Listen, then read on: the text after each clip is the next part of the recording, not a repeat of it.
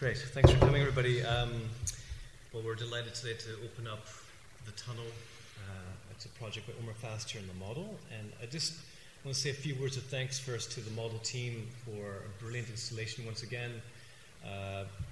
Omer's work is very detailed, and Omer's work, of course, has very particular needs, and I think Omer's happy with it. And that's thanks to the really amazing work of people like Oliver here on staff, and Colum, and people came in and gave their time for free, like David and Dee Dee, as well as support from Imre Gary and Jennifer and the full team. We can't produce exhibitions like this without their hard work and their determination. Long nights here, pizza and beer last night. That's the reality of making these shows work. So a big credit to you all. I just want to say that. We're going to do a talk. Omer's going to do most of the talking, in fact. But we thought what we'd do is Omer will show a few clips of some previous works just to introduce you to some work he's done previously. And then we would then have a discussion a bit about what's upstairs in the galleries here. And we'll then open up the discussion to you. You're more than welcome to ask a few questions. There's a roving mic here that maybe I'll leave with Emer once the discussion, once Omer started. But I thought that'd be the format. We'll do it for about an hour, and then afterwards we'll go into the atrium, have a glass of wine, and open up the galleries, and you're all very welcome to stick around for a couple hours and view the work. The show is on until November 27th, so if you don't get to take everything in today, please feel free to come back. Okay, so without further ado, Omer Fast, same vintage as me. Born in Jerusalem, lives in Berlin, studied in New York. His work has been shown throughout the world. He's had solo exhibitions in major museums throughout the world. It's really a tremendous honor for us to have Omer here for this solo project. We've worked with Omer before, actually 2 shows that the model had done. Some of you may have seen Signals in the Dark, Art and Shadow of War, which was the first show that I brought to Sligo in 2009. And Omer's work, A Tank Translated, was in that exhibition, which I don't know if you're going to be speaking about that today, but in any case, very, very amazing work that fit in perfectly with the themes of war and representations of war and how artists approach this subject today in a world that we're living in real war. And then also in a project called Medium Religion that Boris Groys and Peter Weibel curated. We brought that to Ireland in 2009 as well. And Omer had a piece in that show, which was an exhibition confronting religious representation. But it wasn't really, that work was not religious. It was not religious, or it didn't really have a religious subject whatsoever. It was a curious inclusion, but not to diminish the power of that work, of course. It's amazing work, but interesting choice by the curators. In any case, without further ado, I'll let Omer take over from here. He'll show a few clips and talk about his work, and then I'll come back and join you when you give me the signal. Cool. Okay, thanks everybody for coming.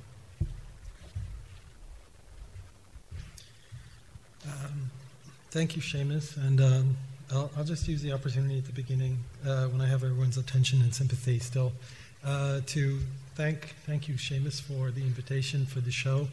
Wonderful show, and for supporting the work, for helping me produce the piece that we're showing upstairs, 5,000 feet. So we kind of talked about 2 hours ago, before we had some wine, about what we might do for this talk and what kind of format we might have. And it went in a couple of different directions. I think it's best probably to keep the showing of different clips to a minimum, because it'll be confusing, and because we don't have a lot of time, and possibly diminishing attention and sympathy. So I'm going to show one piece that is related to, I think, best related to the exhibition that you'll see, at the risk of sort of categorizing myself as a kind of a war artist. And I think that category is interesting, perhaps. It's not one that I would subscribe to myself so much, although I've made several works that do deal with conflict, but I think more so with conflict as a social, as a psychological, and as a media event rather than something that really goes after, let's say, war with the big capital letters, as it were, whatever that is. So I'll show you a piece called The Casting. And one apology, please. This computer that you see, which will remain unnamed, is on its dying days. I hope it makes it through the projection, but it's not a guarantee, so if it doesn't, I'll stop it, but you have the apology in advance, so hopefully you keep that in mind. What you're seeing are two screens hanging in a space. This piece is installed so that this side of it is the first side that you would always see walking into a space.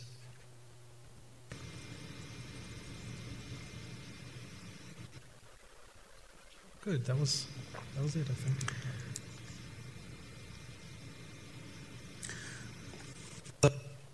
Okay, well, obviously... How do you feel about improvising? I guess it depends. It depends on like how you feel at the time. I'll try to play it in using a different player.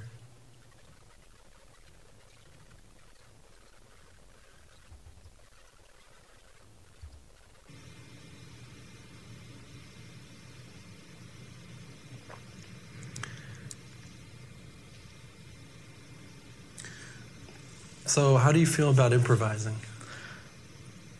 I guess it depends. It depends on like how you feel at the time, whether you're awake and alert and everything. Sure, I can improvise. Can you improvise now? Do you need me to? You're not going to ask me to dance, are you? No, I'm sure I could. I guess it depends on the subject, something I'm knowledgeable about. Yeah.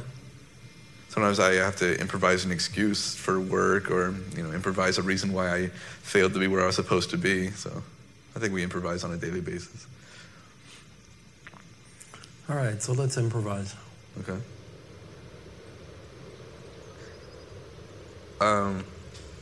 When I was brand new to Germany, it was my first Christmas that I wasn't home. My very first Christmas I wasn't home. But I had met a German girl, beautiful redheaded German girl, and I didn't know that she was absolutely insane. She would stand on the side of the road and watch as we drive past and blow us kisses and stuff, give us a thumbs up. But, she was blowing kisses at us so fast, it looked like she was just slapping herself in the face. It was actually pretty funny, but it was sweet at the same time.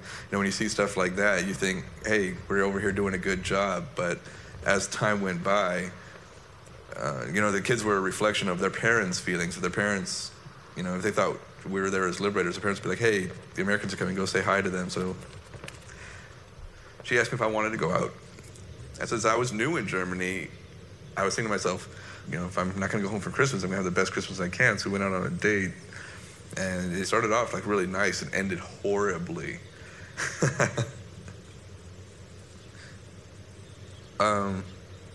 We had a really nice dinner and everything, and then we went to her place. She lived with her parents still, and we were making out in her driveway, and she said, I want you to hurt me. And I was like, maybe she doesn't know what she's saying. Then she took me into her house. She was going to go into her house and get changed. I'm like, yeah, I'll wait for you right here. And she's like, no, you're coming inside. So I went inside, and this is Christmas Day. I meet her parents, her whole family, actually, because it's Christmas Day. And they don't speak a lick of English. So now I'm like, wow, they're just staring at me. They don't understand a word I'm saying. They're talking to me, and I don't understand a word they're saying. It's just really uncomfortable. And it's night, and there's not a whole lot of lights. Because they don't want us to know that the people who make the decisions don't want anybody to know that we're there, so everything's done under cover of darkness. We're on a landing strip, but unlike other landing strips that actually revolve around there being a lot of lights, this one is dark.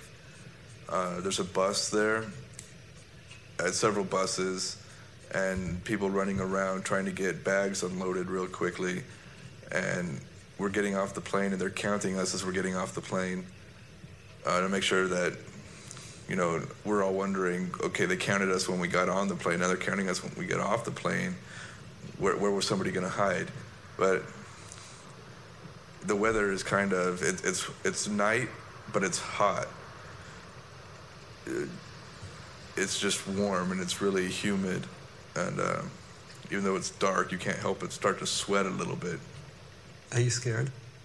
I'm nervous. This is still our first date. And then she asked me if I wanted to go upstairs, and I was like, yes. And I like jumped out of the thing and went upstairs, and she was chatting on some sort of internet chat thing. It was all in German, but she was chatting in English, and suddenly she pulls off her clothes, and there's like scars everywhere. And I was like, did you do that to yourself? I mean, doesn't it hurt? And she says, it's not painful at all. It just helps for me to remember things that happened to me. So then that was like strike two. And then, we went to the club and we're having a good time. And we're making out again, and she told me she loved me. And she told me a cigarette burned, and that was it. I started freaking out. I was like, look, you're seriously fucked up. I'm like, how do you know you love me? We only met like a week ago. We're going out on our first date. You show me you love me by burning yourself. I mean, you have got to get help. So I just crossed my arms, and I was like, I want to go home right now. Because she drove. I didn't have a car. So now she's driving me back home, and she's mad, and I'm mad. And, this one stretch of road that we were always driving on every other day, it never altered, and there was no scenery. It was all sand and sunshine, and then the heat of being in that Humvee because it's hot. You're wearing all your gear. We used to joke around and say that Humvee had some sort of gas leak in it because at the same times, every day, that commute was like an hour long. We would start to doze off behind the wheel, or I would start to doze off behind the wheel. People would sleep in the back. Whoever was in the passenger seat would fall asleep too, and I'm pretty sure the gunner was asleep half the time. But usually I was just fighting the Sandman. I mean, it was an easy drive, but it wasn't an easy drive just because you had done it so many times, blah, blah, blah. And just as I'm dozing off, I see the biggest fireball I've ever seen in my entire life in front of me. And it's one of those things where you see it before you hear it. Obviously the speed of light is faster than the speed of sound. And how do you know that you're not dreaming this, that you're not sleeping? Oh, it certainly feels like I'm in a dream. It does. It feels like I'm in a dream, but I know that I'm not. How do you know that you're not? At first, what woke me up, because at first I was new in Germany, in a part of Germany I had never been before. In her car, I was afraid she was going to go crazy. And the odometer on her car stopped at 150, and I looked. I knew we were going fast. I looked over at the odometer, and I could see the needle is past the highest number. And I'm thinking, well, what am I doing here? Why am I putting my life on the line? And at some point, a vehicle started speeding up behind us, and I knew I was going to have to fire a warning shot. It's one of those textbook cases where you have to fire a warning shot. And I realized that I couldn't fire into the air. He wouldn't hear or see me do that. But at the same time, he was coming up on us real quick, so I aimed my weapon at him, hoping he would see it. I was thinking to myself, come on, you have to see the burning vehicle. You have to see the Americans shooting. You have to see me pointing my weapon at you. Stop. But he didn't stop. So I remember leaning over. I'm like, how fast are we going? And she just kind of laughed and said, you don't know anything about love. Did you know that? And I remember I freaked out then, too. And I was like, we do not need to be going from Vilseck to Munich. It's an hour-and-a-half drive. We do not need to make it there in 40 minutes. Because we were seriously going, I think, almost 200 miles an hour. Yeah, and I'm thinking, I'm going to have to shoot into the vehicle or shoot at the vehicle. I'm going to have to do something. So I think to myself, I know what will get his attention because I was a pretty good shot. I'll put a bullet right down the center of the windshield.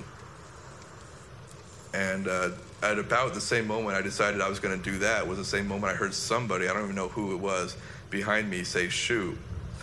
And so I shot. And the bullet went in the center of the windshield just like I wanted it to. I didn't want to hit the driver, obviously. I wasn't trying to hurt anybody, just make him stop. And the car did stop. It fishtailed a little bit, and it stopped. And I'm just like, good. I messed up his windshield. I didn't care about that. I wanted him to stop. He stopped. But then a woman got out of the back seat as she started screaming, like wailing, like wailing. And I didn't know what had happened. It didn't occur to me, what had happened. I thought maybe I just scared her or something. So I just remember getting really apologetic. Like, hey, you're freaking out, I'm freaking out. She's like, what is freak?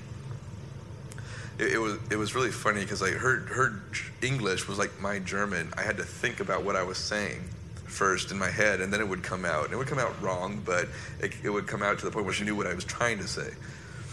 But when she was angry, just English words were coming out. They weren't sentences. The words were just, it was just words. It was just random English words coming out, and I could not understand what she was even trying to say, and it would make her even more upset. So I just remember that she swerved to the right really hard to avoid rear-ending the vehicle in front of us, and the car fishtailed a little bit and skidded, went up into the air, and just kind of floated off the road beautifully. Like a little one-word dialogue, like, wow, the car stopped.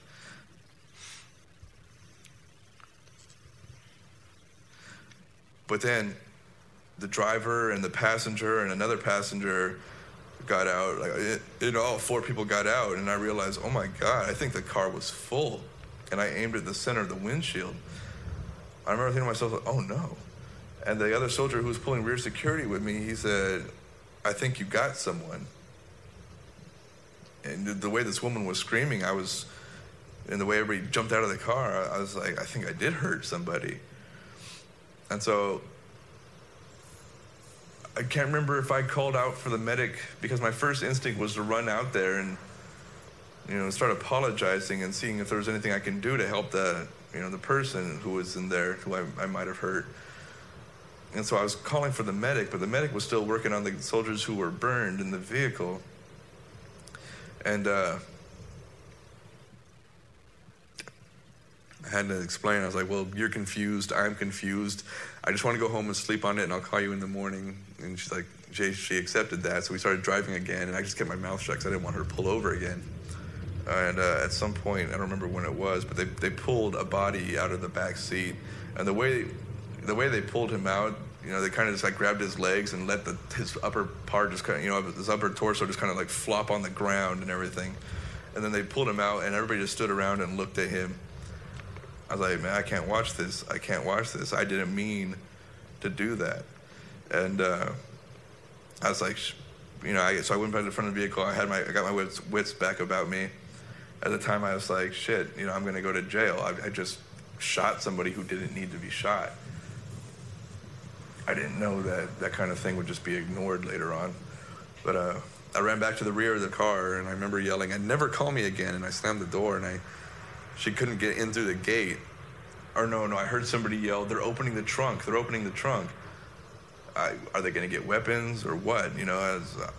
I went back to the front of the vehicle, or to the rear of the vehicle, so I could see what was going on, and they put the guy in the trunk and drove away. And that was it. If the guy was okay, or if the guy was only wounded, why would they just throw him in the trunk, drop the trunk, and drive away? But after that, another vehicle came speeding up behind us, but I learned my lesson. But I shot at the vehicle, but I hit the driver or the license plate of the vehicle. I didn't shoot into the vehicle. But there was so much confusion. I can tell you the events that happened, but I can't tell you with any degree of certainty in what order these events happened. There was just way too much going on, way too much confusion. But yeah, that was probably one of my worst days.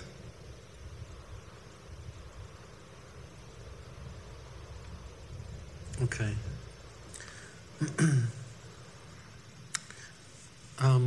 Let's take a little break, and we can talk a little bit, without the recording, because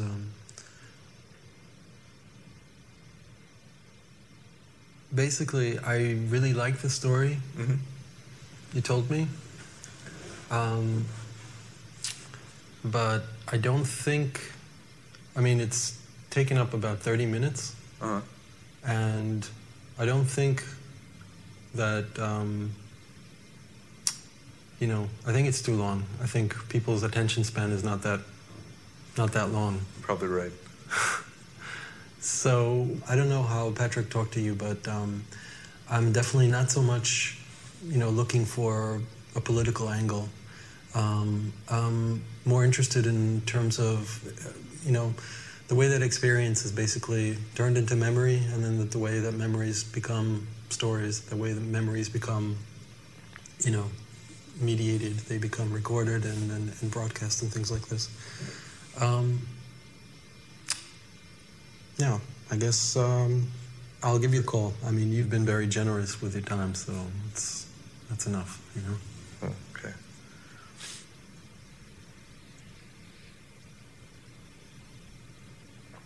Okay, so we made it without anything exploding. I'll show you the... so as I said, this is the front side of the piece. And there are two large screens hanging in the middle of the space. And the piece was shot on 35 millimeter film, so the kind of image quality, unlike what we have here, the image quality is really kind of talks about, communicates a kind of, let's say, a kind of a filmic sort of storytelling. Of course, the actors are frozen as much as possible. They're trying to hold their poses without acting. But nevertheless, the image, the grain definitely connotes film. When you walk around to look at the back of these two screens, what you see is literally the back of the story, behind the scenes, behind the pictures. You see the two heads that you've just heard in conversation, and they're giving the audio is the same for the entire room, so you get to see the talking heads shot in a very documentary style, a very sort of amateur kind of style. But right at the beginning of the video, I won't show you the whole thing, they play simultaneously with the scenes in the front, and the audio is synchronous for both sides. But of course, what you see in the beginning is already slightly problematic in terms of the image-story relationship. Because as you see, So how do you feel about improvising? I guess it depends. As you can see, the interviewer and the interviewee either have the same taste in shirts, or there's something strange going on here.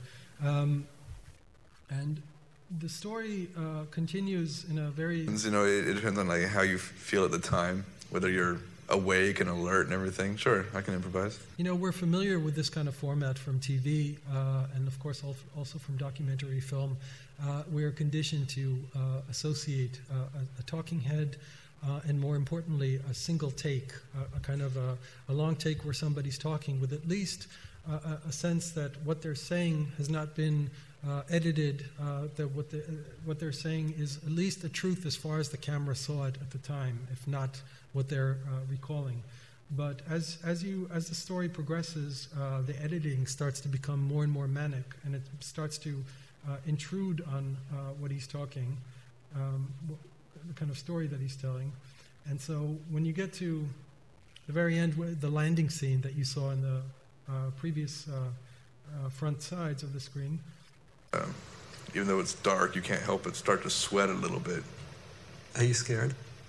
I'm nervous. This is still our first date. And then she asked me if I wanted to go upstairs, and I was like, yes. And I jumped out of the thing and went upstairs, and she was chatting on some sort of internet chat thing. It was all in German, but she was chatting in English, and suddenly she pulls off her clothes, and there's scars everywhere.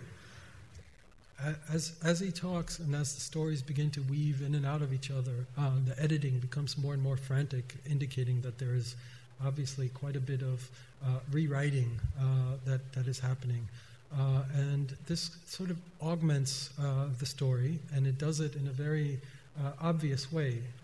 We know when we see something cut on the screen when someone's talking that this person did not produce this particular speech, but I tried to do it in a way that least interferes with the audio level, with the audio layer, so that what your ear hears and what your eye sees are at odds with each other, and that kind of dissonance, that kind of sensual sort of dissonance, has been very important to me in this work, and I think it's been very important in other works, to generate a kind of a dissonance that is not to say mistrust what you see, or there is obviously some kind of conspiracy behind what you're seeing, but to generate a point that I hope, puts you at a higher degree of awareness of what it is that you're looking. It makes you a little bit more alert and a little more reluctant to accept what you're seeing at face value.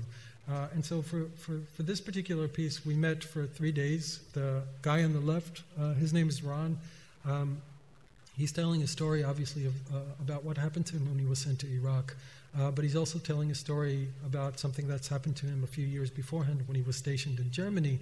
And I've tried to weave the two stories together so that at their sort of nodal points, at the points where they connect, which very often has to do with driving in the car and this kind of presence of technology in his life and in his stories, the stories can coincide in a way. But one problem was for the story of the scars that he never mentioned the word scars in 3 days of interviews, of conversations. But he did talk quite a bit about being scared, and he did, again, talk quite a bit about cars. And so if you cut scared and cars together, you have scars. And the piece, in that sense, I think what happens at that very word, and very often at the points where the narrative does become dissonant, is that it points attention to the making of the piece. And so we're very familiar with this when we rent movies. We've seen the movie, and then now we want to see something about how the movie was made, disregarding the fact that very often these are very fictional stories. Also, we want to engage with the narrative on another layer. And so the idea behind this work, the desire rather behind this work, is to try to pack in some of the making of the piece, some of the kind of ideas and desires that I had as the artist or the filmmaker behind it, the interviewer behind it, into the footage, into the visual and oral layer, the audio layer of the piece. All in all, it's 14 minutes, and it allows a viewer to sort of walk around in circles, see the piece from the front, see the piece from the back, and then try to put the two pieces together almost like a sandwich.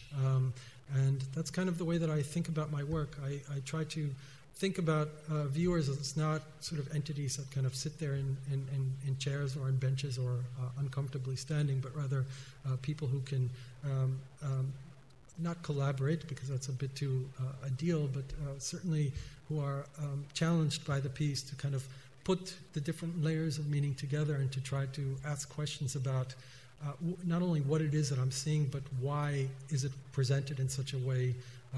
What am I used to seeing this? How am I used to seeing this as? And what is this doing with the same story or with the same footage?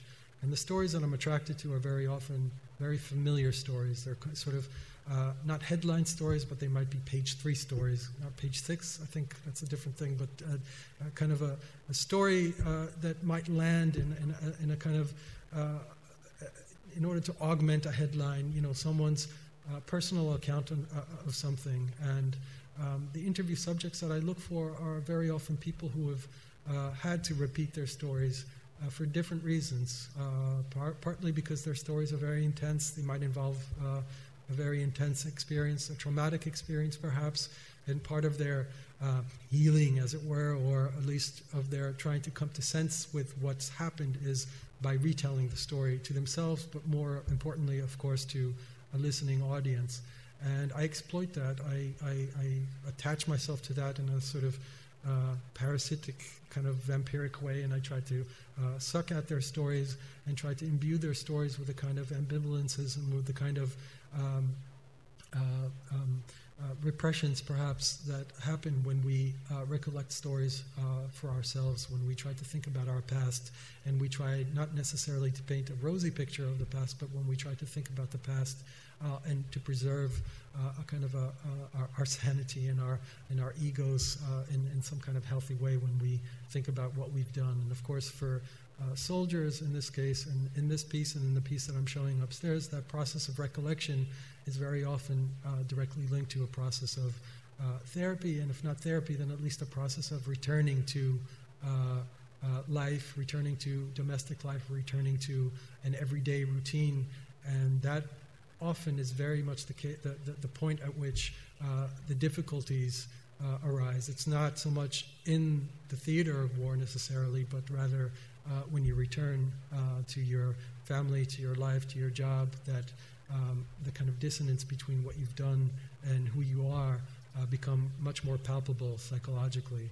And this is very much, I think, articulated and underlining the piece that I'm showing upstairs.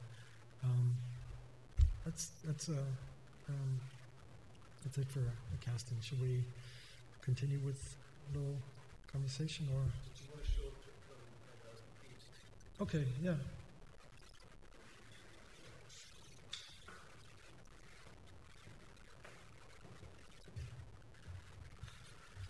So we're showing a few pieces upstairs, and I'll show you a clip from 5,000 Feet, which is in the East Gallery. I'll show you a clip. The work is 30 minutes long, and I'm showing you a clip from kind of right in the middle of the work, but I think it's as good a clip to represent the work. Mom, Dad, Johnny, and little Zoe are going on a little trip.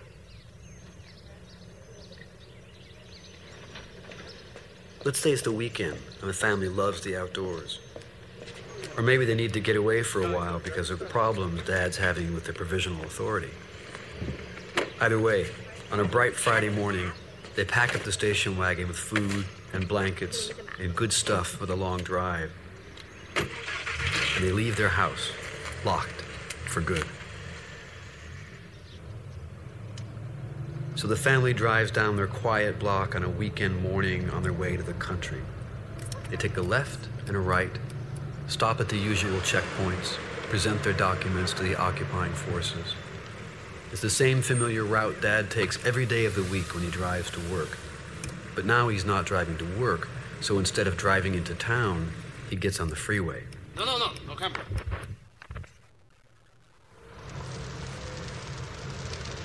The drive is long, the trip is boring. Pretty soon everyone is passed out in the car except for Dad.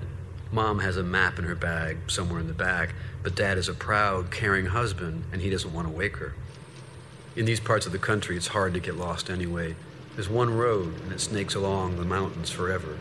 Inshallah, we'll get there. 1 hour later, the roads aren't so good anymore. Dad isn't sure if they're lost, but the road looks familiar, so he puts faith in his instincts. The car bumps along at a much slower pace when Dad suddenly sees several men up ahead. They're digging or doing some work on the road. There's also a white pickup truck, something very common to the folks who live out here in the middle of nowhere. Dad slows down even more. It's not strange to see farmers out here, although these guys are not in the field, and there's no sign saying there's road work ahead. The men spot the car and stop what they're doing. They step onto the road and watch as the family gets nearer. Dad can see that one of them has a shovel, and the other two have some working tools, or maybe sticks. Are they shepherds? There are no goats anywhere, no sheep, no camels. The earth on the side of the road is like hard clay. Digging into it with one shovel is no walk in the park. Dad stops the car about 50 feet away. He can see the men very clearly now. The one with the shovel is younger, almost a teenager. He wears a traditional headdress. The other two are older. They're dressed in clothes more typical to tribes from further south, and they're armed with Kalashnikovs. Dad looks at the men. The men look at Dad. He knows who they are and what they're doing, but he doesn't care. It's none of his business. He just wants to be allowed to pass and is not looking for trouble. One of the men waves Dad along, but also holds up his weapon. The other man approaches. Both he and the digger look on with suspicion. Dad edges the car forward. Just then, Mom wakes up. She sees the men and is immediately close to panicking. Dad whispers for her to be quiet and continues. The men are almost in line with the car now. They bend forward, peering in. Fortunately, the kids are still sleeping. Dad passes the men slowly and then steps on the gas. The crisis is over, and it's best to get out of here. The men watch as the car pulls away. Dad takes Mom's hand and squeezes it.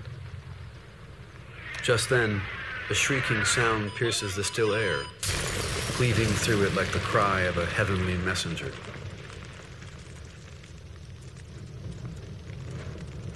The Hellfire missile hits the ground before anyone can react, nearly vaporizing the 3 men on impact. The pickup truck takes most of the damage, but the station wagon isn't spared. It pulls up ahead and waits, generously, patiently. Time passes. Time is on my side. Seeing the world from above doesn't just flatten things. It sharpens them. It makes relationships clearer. The family continues their journey. Their bodies will never be buried.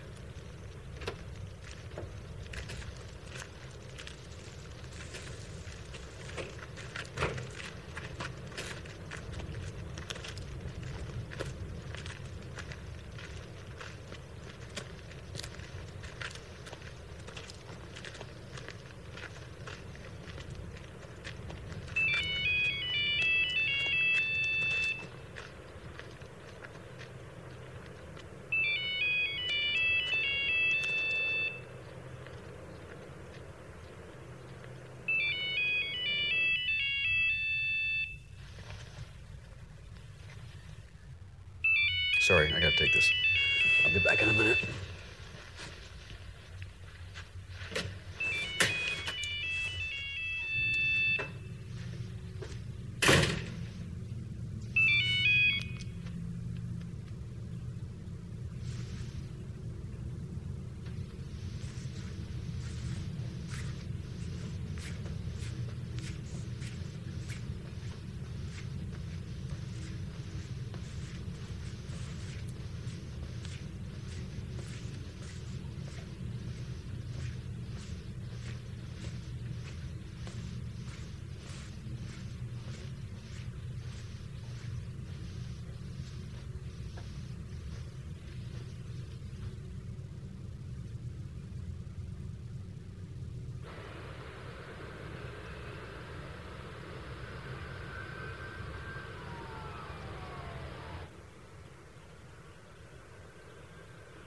On that specific mission of the night, I was checking routes for IEDs, looking for improvised explosive devices. And I would just be searching through the streets, a lot of side streets. I'll scan those roads, and it was a night here in Vegas, and it was daytime there. But I came to a spot in the middle of the road that was darker than the road itself, which for the infrared camera means that darker images are showing as warmer. And it looked like there was a line going. Now, what they didn't know at the time, which they do know now, which is not classified really, is that when an individual digs up soil and tries to put a metallic object underneath the soil, that metallic object is showing a different temperature than the surrounding soil, because it's handled and then put down there and it hasn't had a chance to just absorb into that ambient temperature of the surrounding area. You'll see it quite clearly when you're looking at an infrared image. And then when you have a length of wire as well that was spooled up in a different temperatured area, and you put that on the road and try to shuffle up dirt, now that dirt is a different temperature. It'll either be cooler or hotter from shuffling around the cord. Now following the line, it goes to the side of the road where there was some houses that weren't fully constructed. And I'm looking around and I'm seeing a little guy smoking on the roof, and this wannabe terrorist is just sitting there and he's being real slick, not even moving. Just looking around constantly, waiting for, a Humvee or one of the military vehicles to show up to detonate. And there's, 4 or 5 guys, and they're just sticking around. You can tell they're up to no good, that there's, an ambush. So we call it in, and then we're given all the clearances that are necessary, all the approvals and everything else. And then we did something called the Light of God. The Marines like to call it the Light of God. It's our laser targeting marker. We just send out a beam laser, and when the troops put on their night vision goggles, they'll just see this light that looks like it's coming from heaven, right on the spot, coming out of nowhere from the sky. It's quite beautiful.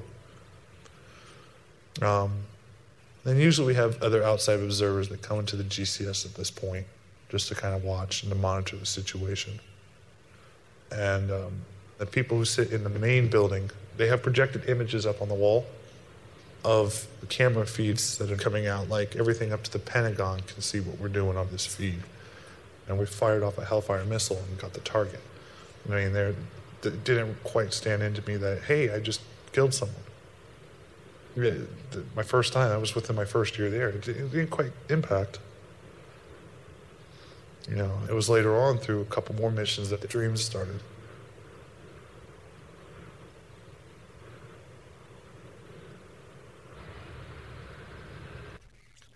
Okay, so this piece is being shown upstairs, 30 minutes long. I think you've seen about 10 minutes of it now. And the name of this guy again, who you form out of Brandon, we don't learn his name in the film, but whenever he goes into the hall, I remember the first few times watching this, whenever he goes into the hall, it becomes kind of dizzying because he's completely discombobulated, you know, and it began to remind me again that maybe he's in fact a patient.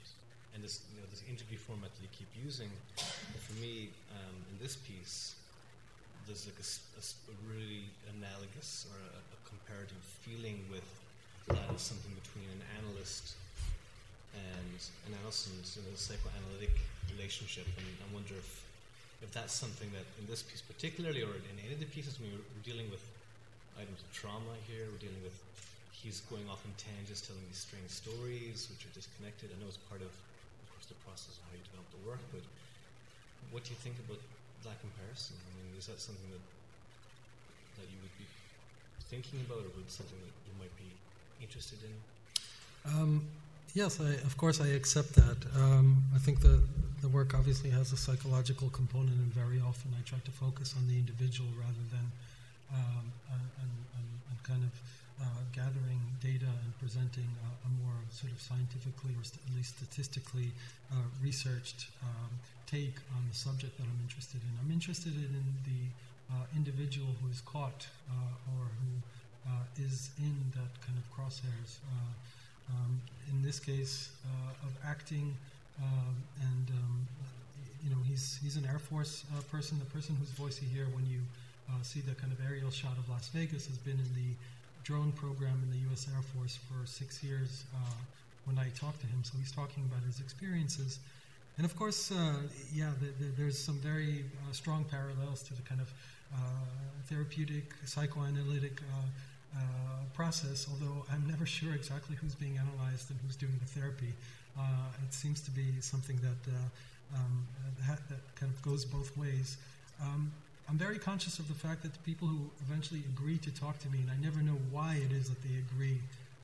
It's always very strange to me that people want to share their stories, and of course I understand that partly it is in order to think about what it is that's happened in their lives and to possibly share it, and by sharing I suppose that there is some kind of therapeutic value for them. But as an artist, I enter into that space, and I don't see obviously my role as providing absolutions. I'm not doing therapy for these people. I think we both enter into some kind of very loose contract whose ethics are pretty flimsy. And basically, each person involved is looking for something. I'm looking for a subject. I'm looking for stories very often. And the people I speak with are looking for an audience or looking for exposure, is often the case. I'm very conscious to pick people who are not kind of virgin media people, people who've had some experience recollecting their stories in public. Very often they've been on TV, for example, before. They've been in front of the camera, and they're fairly practiced. So I think part of the compulsion that motivates me and motivates them to take part in this kind of a conversation might be similar, but of course I don't disillusion myself.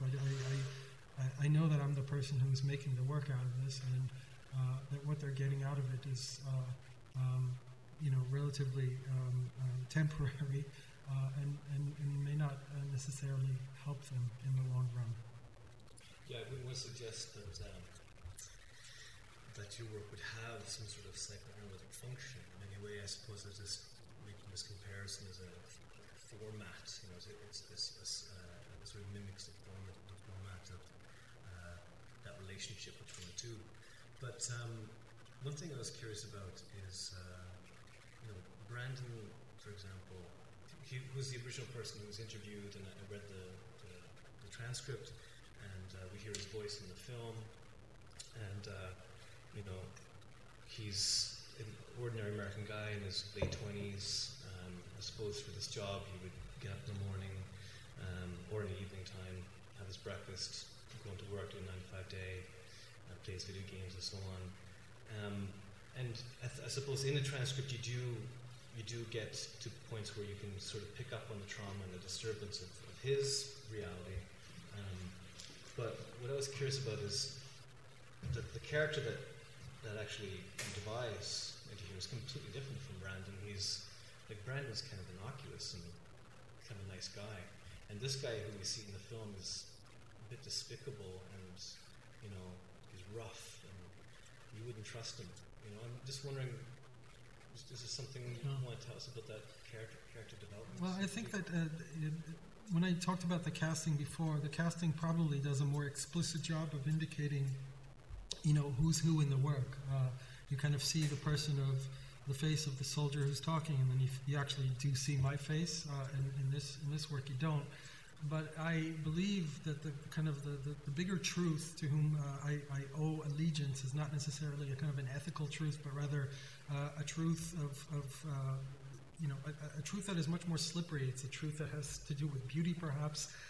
It's a truth that has to do with storytelling, and in that sense, I think that the stories I'm more interested in as an artist are stories that not only reach out into the world and grab something and bring it back for our pleasure or for our information, for our benefit or for our amusement, but rather also stories that describe something about their conditions for coming to being. In other words, the kind of reasons for why they're being made, and perhaps the kind of fantasies or desires that we bring into these stories as viewers. And I consider myself first and foremost a viewer. I mean, in every work that I make, my first position is always a very, in a sense, it slips into being a very passive position. I'm dependent on these people to give me content in order for me to kind of get activated and move on and to be able to work.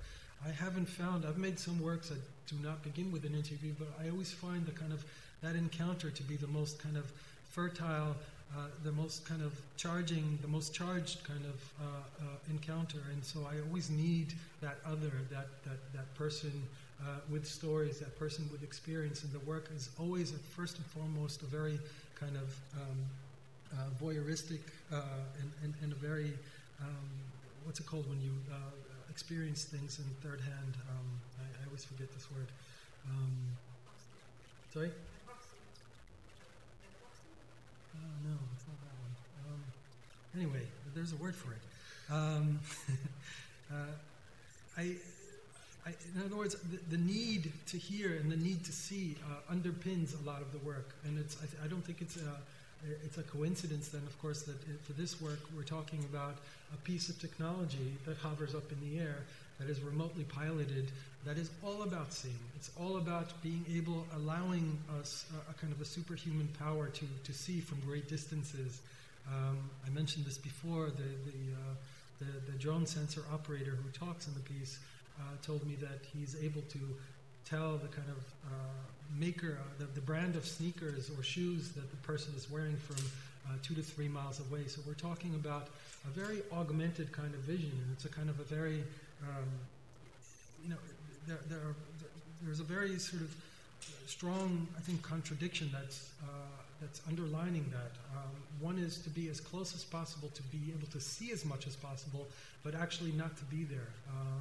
He's a half a world away, from where the drone is flying, from where the drone is either spying on people or engaging them, as it were, in combat. And so the kind of the dissonance, the sort of contradiction that is there. I mean, we're after evolution, after however many million years of evolution, we're conditioned to associate our very physical presence with what it is that we see. We're not used to seeing what happens 12,000 miles away and seeing it from super, super close up. And that kind of dissonance that defines his job and his work, and eventually also his kind of psychological disposition after doing this for 6 years, is, I think, in some ways, it's not analogous, but in some ways it speaks to our desire as viewers, and possibly, obviously also as filmmakers or artists, to see, to experience, to know, and the kind of fallacy that underlines that desire.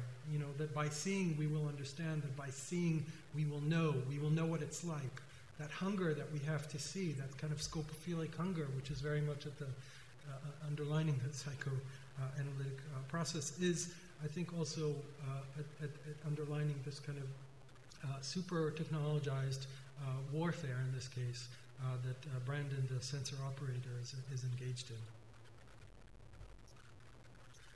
Let's talk about, remember earlier I mentioned to you the original film's title was The Tunnel, and then you eventually changed it to 5,000 feet. It's the best, and there's a reason why you were calling it The Tunnel, and there's a reason why you were calling it 5,000 feet the best, and we decided to call the entire exhibition here The Tunnel, and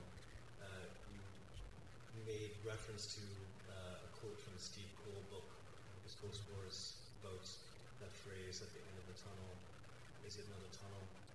Would you talk us through about that, where that came from?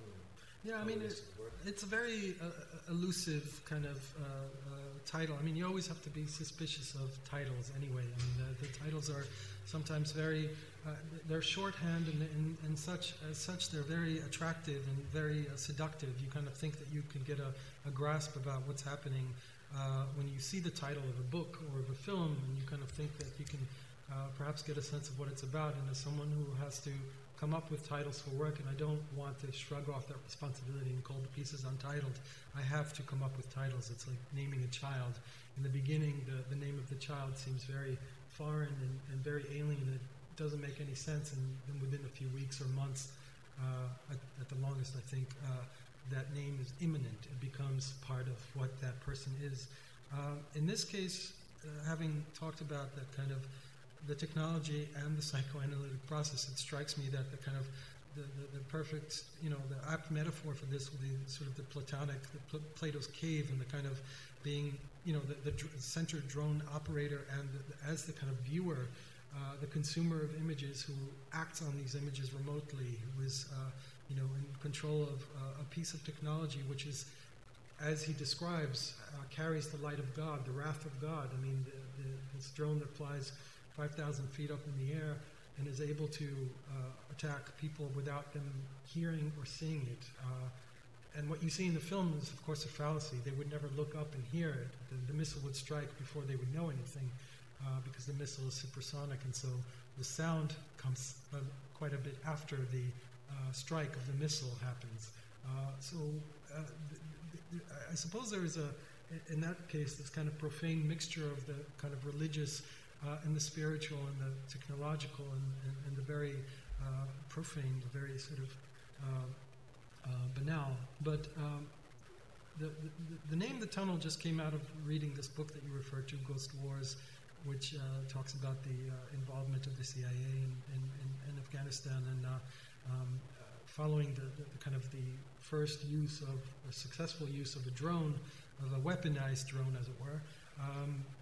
Sandy Berger, who was a national security advisor to then President Clinton, is quoted in the book as saying, you know, everybody, you can imagine this. It might be a great scene at some point. You know, they're all sitting there watching TV, watching this missile strike on TV that happens on the other side of the world, and they're probably all, if they're not cheering, then they're all extremely right, or aroused by the fact, and I think that's why the program is so seductive, that we have this plane that's flying. It costs a hell of a lot less than what it costs to put a man in a fighter jet up there, and it certainly doesn't expose any man, as it were, on our as it were, side to danger. Is able to stay in the air for that long and is able to track down the enemy and to kill it.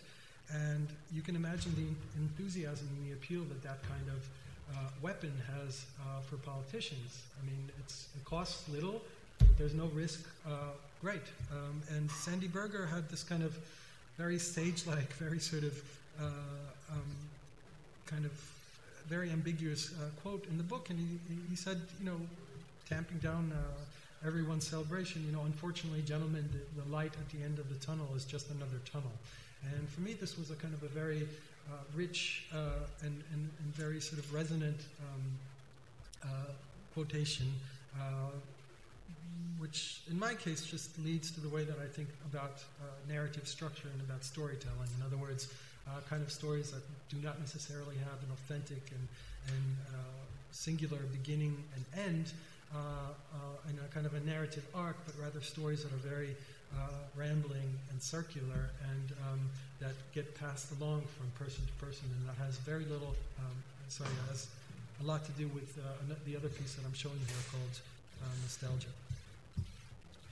And we know now from the amount of drone planes being used, the operation of them, that there's been this policy shift since 9/11, of course. I mean, George Bush signed off on drone planes to be used for assassinations shortly after 9/11, whereas before there was trepidation within the White House or any even discussion on that.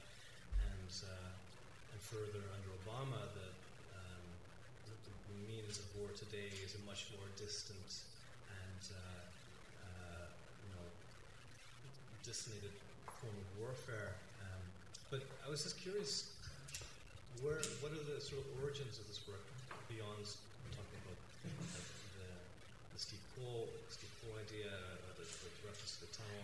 Or would you talk to us a bit about how the interview came to be and what it was like with Brandon? Well, I would just add, just as a footnote to that, that I think that the history of warfare, and in a sense of technology in warfare, has been about kind of distancing the warrior from the warred upon object or person. In other words, what may have started as kind of two apes slugging it out on a tree, evolves into tools, evolves into something that can amplify your strength and also put you at some distance from the thing that you're, battering. So, and this, of course, has become accelerated in the last 100 years, and very much so with the invention of flight. I mean, the kind of coincidence of art and warfare in that sense takes very poetic turn with the futurists and their celebration of the machine and their celebration of the airplane, dropping bombs over, in this case, Libya, I think. And I think that the drone just takes that progression one step further, but it certainly is not a kind of a novel turn in that sense. But what it does for us, I think, is it becomes a very kind of a very strange and yet very familiar point, because the interface, for example, is very familiar to us. Most people know what a flight simulator is like, know what a video game interface is like, know certainly what it's like to sit on your butt for 8 to 9 hours a day looking at images.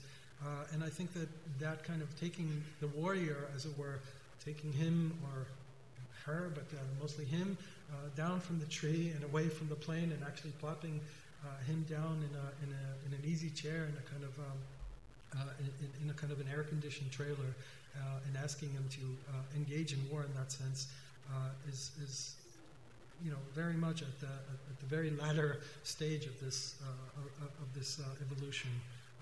But of course, what Brandon talks about, the sensor operator, again, what he talks about is that driving home after his 9 to 11 hour shift, that's when what's happened begins to soak in. And unlike the soldiers who are shipped off to war, what happened back then in the 70s and 80s, and even in the 90s.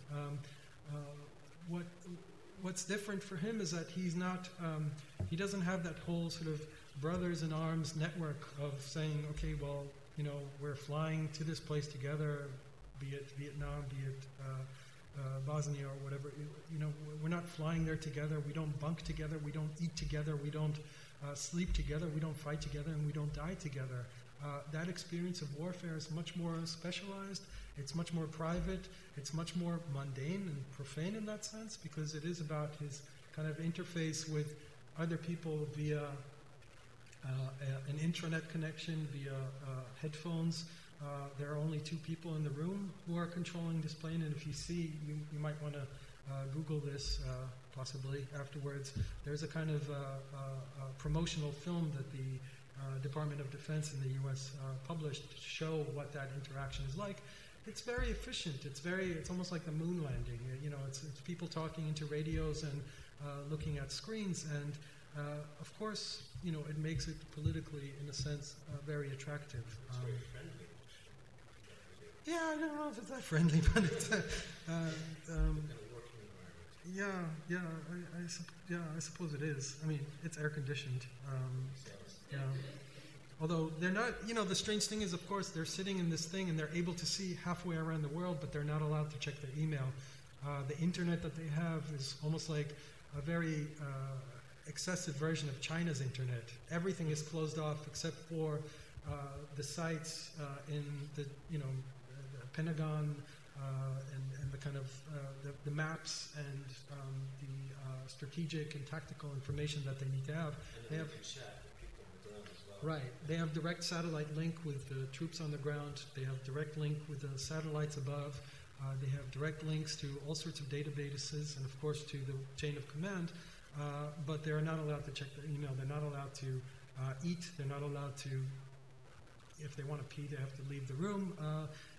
They have to have their drinks closed, and they're not allowed to read a book. And what defines the job is not the kind of those moments of combat, that kind of thrill of, chasing and shooting someone, but rather the kind of routine, the dreary routine, mind-numbing thing of, hovering over something for 40 hours at a stretch and looking at a house or looking at a car and nothing happens, and doing this day after day after day after day and not being allowed to do anything else. That's not to kind of, rationalize or excuse anything. It's just that, you have to put the kind of horror in context. And the horror is a very, again, it reminds of the kind of the banality of warfare, of the fact that it does have a lot to do with the kind of very boring spans of time that are then punctuated by adrenalized moments of horror and violence. And the toll that takes is something that it's talked about quite a bit in the press. But in this case, he describes having dreams and not being able to sleep and having anxiety, and nevertheless being at home. Coming home to his fountains. He likes fountains. He has 5 different fountains at home. The sound of water is relaxing, and still not being able to shut off that game, that thing that he's been involved in for 11 hours this day and the last day and the day before that. And at that point, of course, he shut down the interview. He did not want to talk about that so much. So the piece tries to weave a kind of a series of stories around those gaps, around those little bits that are missing, the kind of juicy bits that we know from television, where people come and they do, in fact, confess to something. They do, in fact, share their traumas or their moments of shame with us, and we as an audience are supposed to be the confessors and the forgivers in that sense. Well, I think in this piece it doesn't really happen, because you don't get that kind of confession, and you're not put into that position. What you get instead is a series of sort of conjoined narratives that weave around those gaps, and you're supposed to at some point imagine what it is that you're supposed to forgive, which is very different than being able to see, to be granted those kinds of superhuman powers that technology is supposed to grant us all. Speaking of shutting down the interview, maybe what we'll do is pass the mic around to the audience for people who might have some questions for Omer and about this piece or about his work. Do you? You may want to flick it on. This should be switched there. So. There's always a switch. There's always a switch. I'm going to try something. Hello? Can you hear me? Yes. No, I'm just interested in, I haven't seen the piece, obviously, the whole thing, but I'm interested really in the drone thing, the relationship you have with the enemy. Like, if you're risking your life, you end up, I mean, you've been told this is the enemy, and you're risking your life with your mates or whatever, and you end up justifying your fight because your life is at risk, whereas you're in an office on a computer game. Like, the idea of enemy is probably doesn't wash very long. And also, I suppose as a parallel, I suppose what I see in the press piece you've shown in this one, the idea of relationships, like the fact that you're standing watching these people and you're asking for their story, you don't tell what you're telling your story, and you bring up and doing your piece. I'm kind of interested in like the missing relationship, but where you're missing the relationship because I don't know, do the people then do they see the piece that you do with their story, and how do you?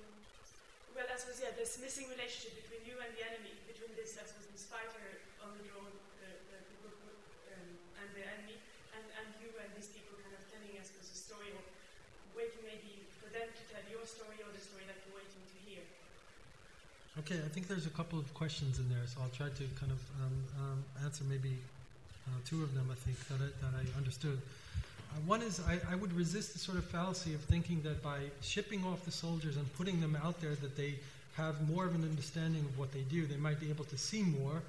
They certainly can feel more danger physically, but I think what obviously defines war is a misunderstanding, or else there won't be war. There is a great misunderstanding between nations, between people, and they are in conflict.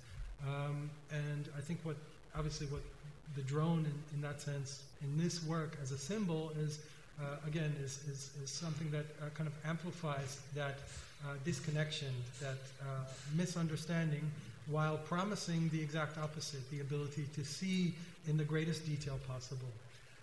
What I know from the conversations that I've had is that when they show up for work and they check in and they go into their trailer, the first thing that they're always told is, okay, you're in Afghanistan today.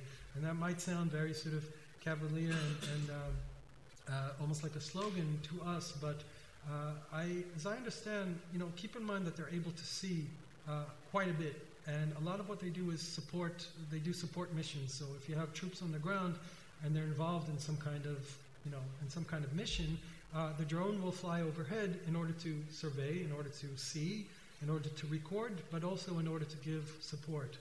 And a lot of the stress that the sensor operator with whom I talked about stems from the responsibility for those troops on the ground. And keep in mind, he sees them, and he's also in radio contact with them throughout their missions, and the fact that he might be half a world away, unable to help them, and removed from it. So I think that in that sense, you do understand that it's not just a video game, and it's not just an office job, and it's not just a flight simulator. There are very palpable sort of ramifications for what he does, that he feels. I mean, he doesn't know necessarily the people on the ground in person, but he works with them, and very often on extended missions. So he probably gets to know them, and in that sense, he invests the situation with a lot of emotion, even if that emotion is, from a removed place, or kind of symbolic, or even fetishistic in a way. The other question was about the kind of relationship that I have with my interview subjects, and as I said before, that relationship is somewhat mercenary, and it's relatively, it's defined by that meeting that happens and by the fact that we both desire something out of that meeting, but not by a kind of a collaborative sort of, fine-tuning of those desires so that we both want to get the same thing out of the meeting. And so very often they don't see the work. They're usually not art people to begin with. In the case of Ron, the soldier who talked about who appeared in the casting, the piece that I showed first, he was shipped off to Iraq for his second mission 2 weeks after we talked, and he was there for a year and a half, and by that time the piece had been finished and exhibited. They are given copies if they want. But very often, what defines our exchanges, our meetings is their desire to speak and my desire to listen and to record and to make a piece out of it. I mean, I don't like to go into the whole. I mean, the ethics of it is a different thing. I tell them as much as I know at the time, which is very often very little. I don't go into these meetings with a script. The script emerges after those meetings. And for every project that I make, there are several projects also that do not end up in a kind of a finished piece, where I would meet people and I still have the transcripts of the interviews, but something happens or it's not right or a piece doesn't come out of it. The questions, I realize we've gone over an hour here, but if somebody wants to ask a quick question, we can. Louis? Yeah, consideration of the thing that you just mentioned there. What other media, they're mostly projections, they use film. But has there been any other media that you've used to interpret or to address the interviews? Well, of course they're projected, but for me, the work begins really with words and with stories. And so most of what I do for a very large chunk of the process that is involved in making this piece involves like a word processing program, It's listening to that interview, transcribing it, reading it over and over and over again, highlighting bits, printing it out, highlighting bits, cutting it up together like the kind of serial murderer who's sending notes to the supermarket or to the whatever, and taping it together and seeing if it holds up together as a narrative. Mixing different people, mixing what it is that I say, thinking whether I can add to it, weave other stuff into it, and a bulk of what I do is really about words and stories. The kind of visual aspect that I arrive at the end is very much almost like it's not a footnote, of course, but in the process it's pushed off until the end as much as possible, because once you start shooting, it's always too late. You're always too late. It's expensive and the camera's running and bad stuff happens and you better have everything together. And so until that point, you want to defer that point as far as possible so that your story, your plan, your script, your shooting schedule and everything are as tight as possible. At least that's the way that I work. Some people are much better with chaos. It's funny because we did talk about all the different clippings, material and excess stuff around 5,000 feet and that project, and we talked about doing something in the atrium, which Omer has now realized in different format, and there were many different options of what you were going to put in there. There were clippings and pictures and so on. What did you arrive at? The slide projection and another short film. That's a really good point. The piece there are two pieces in the atrium that you see that are kind of they've been spun off of this piece, the 5,000 feet, which is upstairs. Now that piece is 30 minutes and it's got its production value and everything, and it's a film and it looks nice. But the pieces downstairs, I love them, first of all, because they allow me to engage with something that is not just a kind of a film, as it's called here.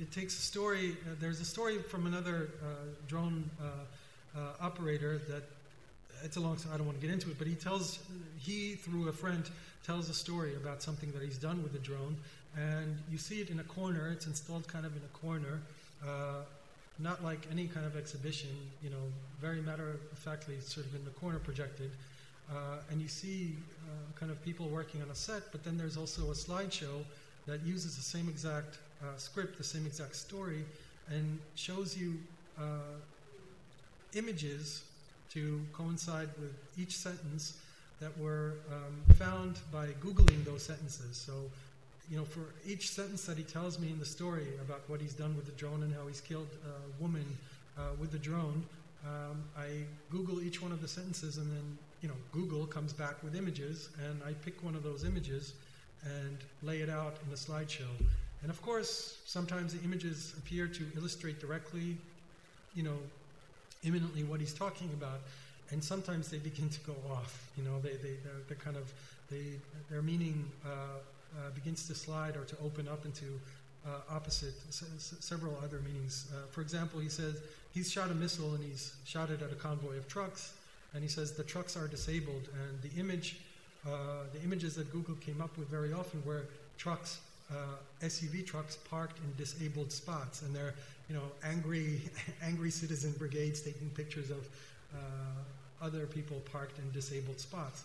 I ended up not using that image. I used another image, but you can have like a rich sort of associative meaning that's opened up, and I operate in those spaces. I mean, those are the spaces that I can slip into as an artist, and thank God that we have those spaces in these kinds of rooms and institutions that could allow us to deal with stories on that level.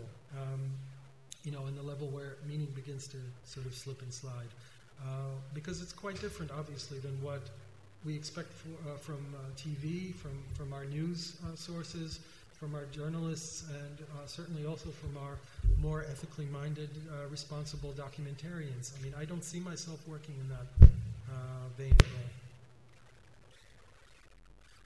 That's great. Let's wrap it up there. Thank you, everybody. So you're all very welcome to join us for a glass of wine in the atrium, and we're going to open up the galleries so you can see 5,000 Feet is the Best, and Nostalgia, and of course the works Omer's has spoken about now in the atrium. So again, thanks for your attention, thanks for coming in, thanks for the questions. Thanks.